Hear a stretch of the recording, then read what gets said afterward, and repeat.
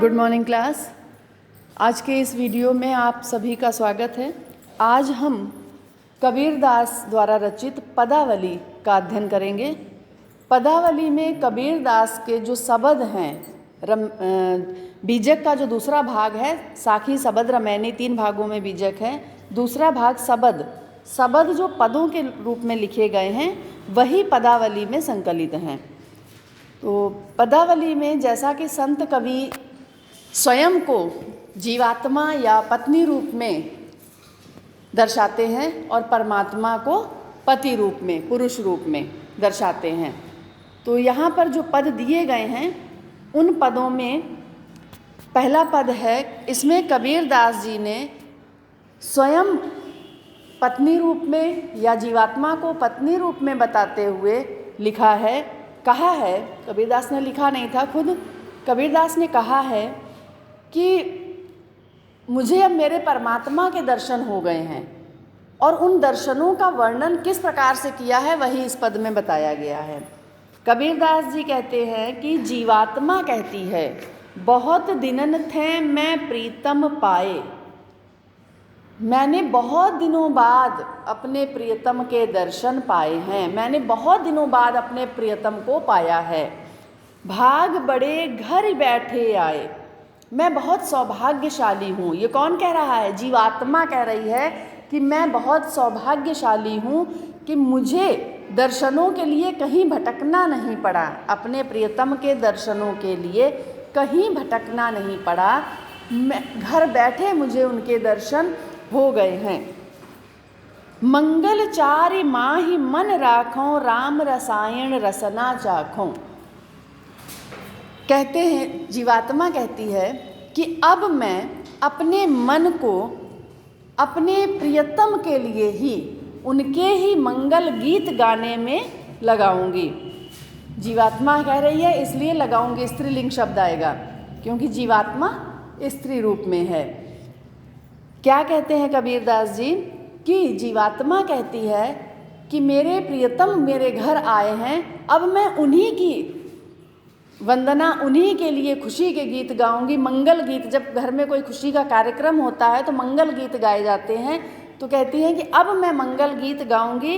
राम रसायन रसना चाखों, रसायन का अर्थ है रस और रसना का अर्थ है जीभ, चाखों का अर्थ है चखना, और अपनी जीभ से केवल राम नाम का अमृत ही चखूंगी, इसके अलावा मैं कुछ और नहीं कहूँगी। मंदिर माही भया उजियारा, कौन से मंदिर में? मन रूपी मंदिर में। मेरे प्रियतम के घर आ जाने से मेरे मन रूपी मंदिर में प्रकाश फैल गया है। ले सूती अपना पीयू पियारा, सूती का अर्थ है सोना, सोऊंगी मैं, अब तो मैं अपने प्रियतम को लेकर ही बस सोऊंगी, अर्थात मैं अपने प्रियतम के आसपास ही रहूंगी। जीवात्मा को जब परमात्मा मिल गया तो उससे अधिक उसे क्या चाहिए? और मैं रनिराशि जे निधि पाई, मैंने तो ऋण की राशि मांगी थी थोड़ी सी। रनिराशि, रनिराशि का अर्थ है ऋण के रूप में धन। मैं ऋण राशि जे निधि पाई, मैं तो वो निर्धन हूँ जिसने परमात्मा से, जिसने अपने परमात्मा से, प्रियतम से थोड़ा सा ऋण रूप में मांगा था कि हमें मतलब थोड़ा सा ऋण समझकर ही अपने दर्शन दे दीजिए, तो उन्होंने मुझे क्या दे दिया? निधि पाई, पूरा खजाना ही दे दिया। मैं तो ऋण की राशि मांग रही थी और मैंने पूरा खजाना पा लिया है। हम ही कहाँ, यह तुम ही बढ़ाई, ये इसमें मेरी कोई प्रशंसा नहीं है, इसमें मेरा कोई हाथ नहीं है, अर्थात मैंने कोई परिश्रम नहीं किया, ये तो सब आपकी ही प्रशंसा, आपका बड़प्पन है हे परमात्मा, जो आपने मुझ पर कृपा की। कहें कबीर मैं कछुना कीना, कबीर कहते मैंने कुछ भी नहीं किया है, इसके लिए मैंने कोई प्रयास नहीं किया, कोई परिश्रम नहीं किया है, फिर भी सखी सुहाग राम मोहि दीना, हे सखी मुझे मेरे राम, मेरे परमात्मा ने मुझे सुहागन बनाया है, ये अमर सुहाग दिया है। अमर सुहाग से तात्पर्य जो जीवात्मा और परमात्मा का साथ है। जीवात्मा परमात्मा को पति मानती है तो वो कहती है कि ये भाई परमात्मा अमर है तो उनका सुहाग भी अमर है, कहती है कि ये परमात्मा ने स्वयं प्रसन्न होकर मुझे अमर सुभाग दिया है। तो यहाँ पर श्रृंगार रस है, क्योंकि जीवात्मा परमात्मा के रूप में पति पत्नी का यहाँ पर प्रेम दर्शाया है कबीरदास जी ने। भले वो जीवात्मा परमात्मा की, तो भक्ति मिश्रित श्रृंगार है, भक्ति मिली हुई है उसमें, और श्रृंगार रस, ठीक है, या फिर श्रृंगार मिश्रित भक्ति लिखिए, श्रृंगार मिश्रित भक्ति रस है। रूपक अलंकार है, अनुप्रास अलंकार है, छंद गे पद जो सूरदास के में था वही छंद गे पद, शब्द शक्ति अभिधा लक्षणा है, और गुण माधुर्य है। भक्ति रस जहाँ होता वहाँ भी माधुर्य गुण होता है, और श्रृंगार रस होता वहाँ भी माधुर्य गुण होता है। अब आइए हम आगे बढ़ते हैं अगले पद्यांश की तरफ।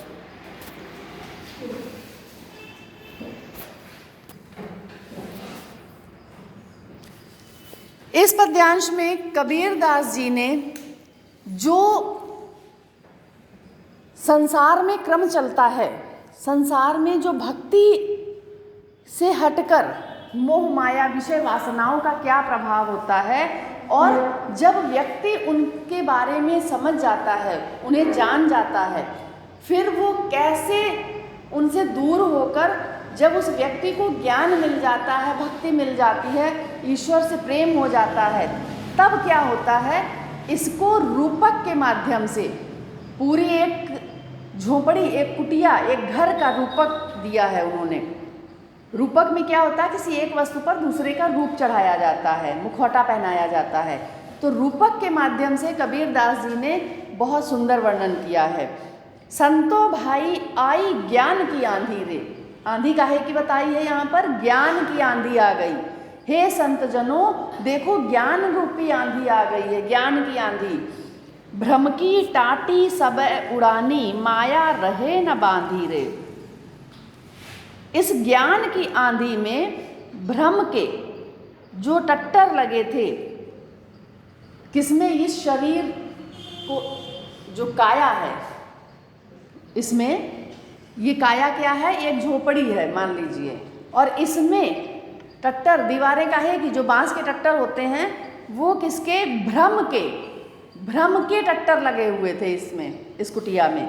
भ्रम हमेशा व्यक्ति के मन में रहता है। और माया रहे न बांधी रे, जब ज्ञान की आंधी आती है तो ना भ्रम टिकता है और ना माया वहाँ टिक पाती है, दोनों ही खत्म हो जाते हैं। तो कबीरदास जी कहते हैं, हे संत जनों, ज्ञान की आंधी आ गई है, जिसके कारण भ्रम के टट्टर अब बांधने से भी नहीं रुक रहे हैं, बांधे भी नहीं रुकते हैं अब, और ना तो माया रहे न बांधी रे, माया भी उनको नहीं बांध पा रही है। बांधे काहे से गए थे, भ्रम काहे से बंधता है, माया से। दुचते की दोई थुनी गिरानी, दुचिते का मतलब होता है दुविधा, दुविधा की दोनों बल्लियां गिर गई हैं। भ्रम होता है तो दुविधा भी होती है कि ये काम सही है या ये सही है, ये रास्ता सही है या ये सही है, हमें ये करना चाहिए या नहीं करना चाहिए। तो ये जो दुविधा है, जब ज्ञान आता तो ये सारी चीज़ें अपने आप जाने लगती हैं। क्यों?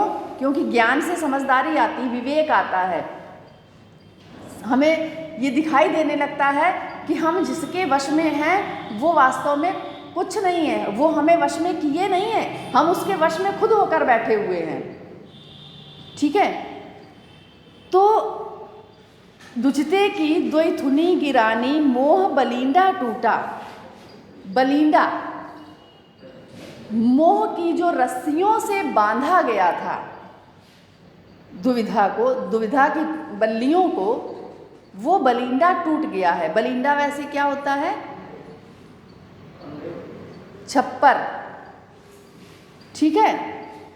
और त्रिसिना छान परी घर ऊपर, छत किसकी बनी हुई थी उस कुटिया में, इस शरीर की कुटिया में तृष्णा की, तृष्णा, इच्छाएं, लालच, तृष्णा की छत घर के ऊपर पड़ी थी, जो इस आंधी में गिर गई। और कुबुद्धि का भांडा फूटा, नीचे बर्तन कौन से रखे थे उस घर में? कुबुद्धि के, दुर्बुद्धि के। तृष्णा की छत गिरने से दुर्बुद्धि के बर्तन, दुर्बुद्धि रूपी जो बर्तन थे वो टूट गए। भांडा का अर्थ है बर्तन। और जोग जुगति करी संतों बांधी, निरच चुवे ना पानी। संतों ने योग की अनेक युक्तियों के द्वारा, युक्तियों का अर्थ है तरीकों के द्वारा, योग के द्वारा, कबीरदास जी योग साधना को महत्व देते हैं। कहते हैं कि संत जनों ने योग की अनेक युक्तियों से बांधा फिर से उसे। तृष्णा गिर गई, हट गई छत, कोई बात नहीं, तृष्णा की जगह पर उन्होंने उस ज्ञान को प्राथमिकता दी, उस प्रेम को प्राथमिकता दी। और नीरज चुवे ना पानी, कि जिससे अब नीचे जो बरसात अब होने वाली है, जब आंधी आई है तो आंधी के बाद बरसात भी होगी, बरसात में पानी ना नीचे आने पाए। फिर पानी बरसा, कूड़ कपट काया का निकस्या। कौन सी वर्षा हुई? ईश्वर के प्रेम की वर्षा। जब ज्ञान हुआ तो ज्ञान से मन में ईश्वर के लिए प्रेम उत्पन्न हुआ, और ऐसा प्रेम की वर्षा चारों तरफ हो गई मन में। उस प्रेम की वर्षा में काया का अर्थ शरीर, शरीर का जो कूड़ा करकट था, जब वर्षा होती है तो सड़क पे जितना, घर में जितना भी खुले में कूड़ा करकट होता है सब बह जाता है। तो इस शरीर में कौन सा कूड़ा करकट था? जो विषय वासनाओं का, मोह का, माया का, सांसारिक बंधनों का सारा कूड़ा करकट, छल कपट, कूड़ कपट काया का निकस्या, निकल गया। हरि की गति जब जानी, जब ज्ञान के उस प्रकाश में ईश्वर की गति को, ईश्वर के महत्व को, ईश्वर की महिमा को जब जान पाए। और आंधी पीछे जो जल बूठा, प्रेम हरि जन भीना। आंधी के बाद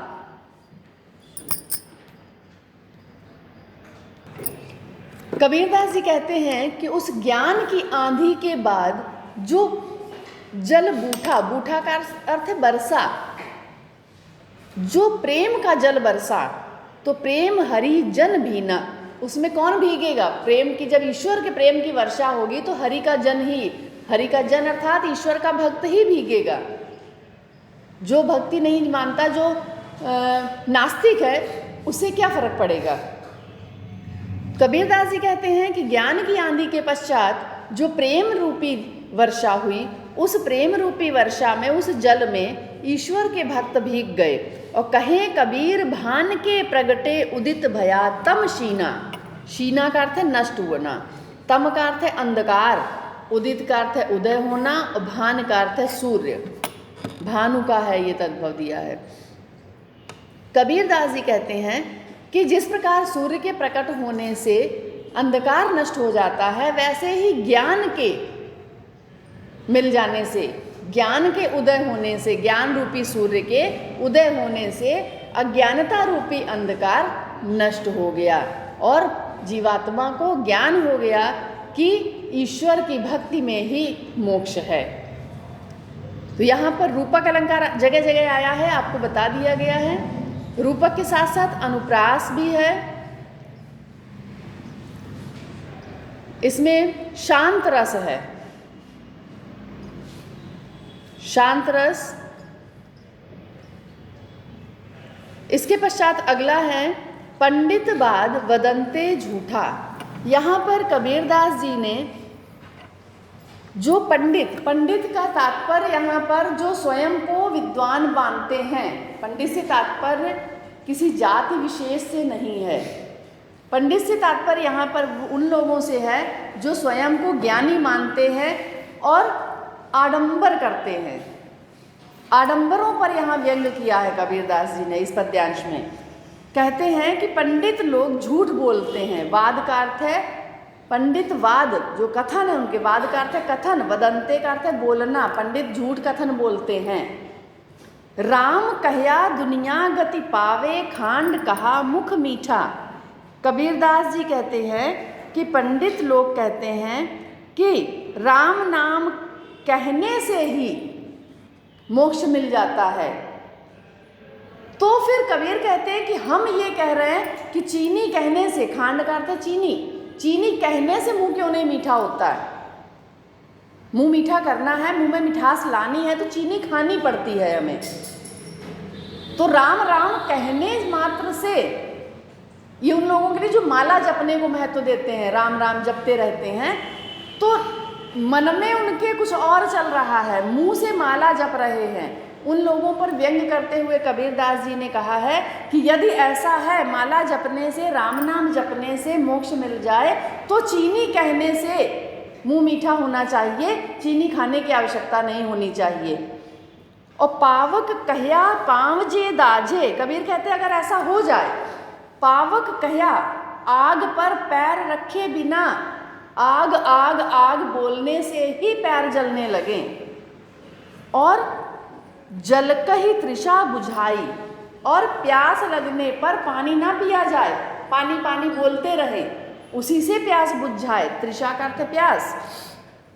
भोजन कहया भूख जे भाजे, तो सब कोई तिर जाए, और भूख भूख कहने से अगर भूख मिट जाए, भोजन ना करें हम, खाना ना खाएं, तो हम मान लेंगे कि राम राम कहने से सब तर जाएंगे, सबको मोक्ष मिल जाएगा। अगर ऐसा संभव है, चीनी कहने से मुंह मीठा हो जाए, भोजन कहने से पेट भर जाए, पानी कहने से प्यास बुझ जाए, आग कहने से ही पाँव जलने लगे, अगर ऐसा होने लगे तो मैं मान लूँगा कि राम नाम जपने से ही, बिना उसका तत्व जाने बिना, मन को राम में लगाए बिना, मन को ईश्वर में रमाए बिना यदि ऐसा हो जाए, तो मैं मान लूँगा कि मोक्ष मिल जाएगा। फिर अगला उदाहरण कबीरदास जी यहाँ पर देते हैं कि नर के साथ सुआ हरि बोले, कि चलिए मनुष्य की बात आप करते हैं, मनुष्य के साथ साथ तोता, सुआ का अर्थ तोता, तोता भी राम राम बोलता है। बहुत से घरों में तोते पले होते हैं, उनको सिखाया जाता है कि राम राम बोलो, जितनी बार कहेंगे आप उतनी बार वो बोलेगा, कभी कभी अपने आप भी बोलेगा। उस तोते को चाहे आप राम सिखाइए या गाली सिखाइए, उसके लिए दोनों एक समान हैं। क्यों? उसे अर्थ नहीं पता है, उसे महत्व नहीं पता है, उसे केवल ये कि आपने सिखा दिया और वो बोल रहा है। वही हाल उन मनुष्यों का है। कबीरदास जी कहते हैं कि नर के साथ सुआ हरि बोले, हरि परताप न जाने। मनुष्य के साथ तोता भी राम नाम बोलता है, किंतु ईश्वर के प्रताप को, ईश्वर की महिमा को वो नहीं जानता है। जो कबहू उड़ जाए जंगल में, बहुरी न सुरतय आणे, सुरतय का अर्थ है याद, बहुरी फिर से। और वही तोता रोज जो राम राम रटता है, अगर किसी दिन वो उड़कर जंगल में चला जाता है, पिंजरे से छूट पाता है, अगर उड़कर जंगल चला जाता है, तो उसे वहाँ जाकर याद रहता है कि राम बोलना है? नहीं। और वापस वो कभी याद भी नहीं करता कि हमें जाना है वहाँ पर, अभी हमें राम राम बोलना है। वही हाल मनुष्य का है, बैठ के माला जपता है, राम नाम बोलता है, और जैसे ही लगे फिर से सांसारिक कार्यों में व्यस्त, याद भी नहीं कि हमने राम नाम का जपा था 100 बार, 50 बार, 10 बार। तो हमें उसके महत्व को, उसके मन अपनी उस भक्ति में लगाना है, उसकी भक्ति में। मन हमें इन क्रियाओं में नहीं लगाना है, लालच में नहीं पड़ना है, लोभ मोह सब छोड़कर धर्म अर्थ धर्म में और मोक्ष में अपने मन को लगाना है। सांची प्रीति विषय मायासु, मनुष्य में अगर ईश्वर के लिए सच्ची भक्ति हो तो ईश्वर मिल जाए, लेकिन उसे भक्ति सांची किसमें है? सांची प्रीति, प्रीति का अर्थ है प्रेम। विषय वासनाओं में, माया मोह में सच्चा प्रेम उस लगा रहता है कि हमारे पास ये भी हो जाए, हमारे पास इतना धन हो जाए, इतनी संपत्ति हो जाए, फिर हम आराम से रह सकें, हम गाड़ी से चलें, तो इतने मकान हो जाए हमारे पास। तो मन तो इस समय है और मुंह से राम राम बोल रहे हैं। अगर राम नाम बोल रहे हैं तो मन ये होना चाहिए कि हम ईश्वर की आठों पहर आराधना करें, ईश्वर ने जो हमें जिस कार्य के लिए भेजा है, हम दूसरों पर अत्याचार ना करें, झूठ ना बोलें, सत्य का साथ दें, जीवों पर दया करें, तब तो हम ईश्वर हमारी सुनेगा, हम मोक्ष देगा हमें, अन्यथा व्यर्थ है राम नाम जपना। और हरि भगतन सुहासी, ऐसे जो अपने आप को हरि भक्त कहलाते हैं, अपने आप को, ऐसे हरि भक्तों पर कबीर कहते हैं कि मुझे हंसी आती है। कैसे हरि भक्तों पर? कि जो राम नाम जपते हैं लेकिन सच्चा प्रेम उनका विषय वासनाओं से है, मोह माया से है। कहें कबीर प्रेम नहीं उपज्यो बांध्यो जमपुर जासी। कबीर कहते हैं कि ऐसे लोगों में ईश्वर के लिए प्रेम तब तक नहीं उत्पन्न होता जब तक वो यमपुरी बंधकर नहीं पहुंचने लगते हैं। जब शमशान पहुंचने लगते हैं, जब मतलब प्राण निकलने लगते, यमराज सामने खड़े होते हैं, तब लगता है कि ईश्वर से प्रेम करना चाहिए था हमें। अगला, इसमें भी आपके अलंकार पहचानेंगे अब आप। अनुप्रास और दृष्टांत अलंकार है इसमें, छंद गे पद है, भाषा सधुक्कड़ी, शैली मुक्तक और रस जो है भक्ति रस है। तो अगला देखते हैं, अगला पद्यांश। हम न मरे मरिह संसारा। कबीर दास जी कहते हैं कि यहीं तक रखते हैं, पद संख्या 4 और 5 को हम लोग कल पढ़ेंगे, ये काफ़ी ज़्यादा हो रहा है। पद संख्या 4 और 5 कल पढ़ेंगे। धन्यवाद।